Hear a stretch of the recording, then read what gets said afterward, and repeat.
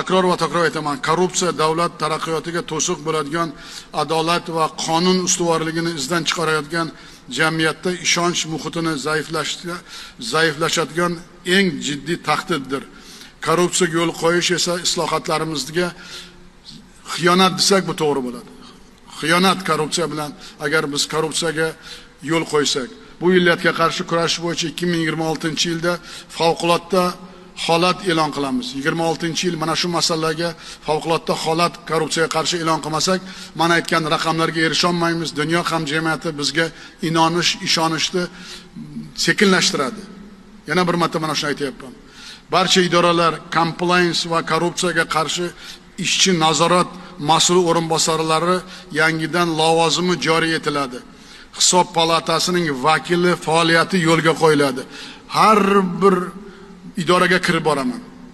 Qanday og'ir bo'lmasa ham har bir idoraga kirib ko'zimizni moshtak ochib, kimgadir yoqmasa ham aytamiz bu gaplarni. Tizimimiz ancha eskirib qoldi. Shuning uchun yangi tizim joriy qilamiz mana shu korrupsiyaga qarshi. Ushbu rahbarlar, bu men qo'ygan mana shu yangi tizim yaratayotgan rahbarlar tizimdagi nopok shaxslarni aniqlash, shuningdek byudjet mablag'larini talon-taroj qilish va mansabni suiiste'mol qilish holatlari oldini olish bo'yicha ta'sirchan nazoratga o'tadi va prezident oldida hisobot beradi.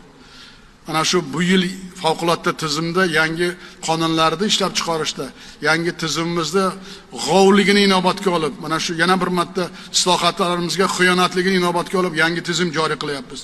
Davlatning har bir so'm mablag'i resursi bo'yicha shaxsiy javobgarlik kuchaytiriladi. Lavozimim, unvonim menga hech kim tegmaydi deganlar adashadi O'zbekistonda. Adashadi. Qonun oldida hamma teng. Ichki ishlar, prokuratura, soliq, bojxona, moliya, bank, yirik davlat kompaniyalari, vazirlar va hokimlar bir so'z bilan aytganda bironta idora va tashkilot nazoratda chetda qolmaydi. Compliance xizmatining faoliyatiga to'sqinlik qilganlar korrupsiyaga sherik deb ko'riladi. Ana shuni bilinglar. Bu yangi tizim majbur bo'ldim bu tizimni joriy qilishga. Qulog'imga ko'p gaplar kelyapti. Bu deb baholanadi va javobgarlik shunga mos bo'ladi.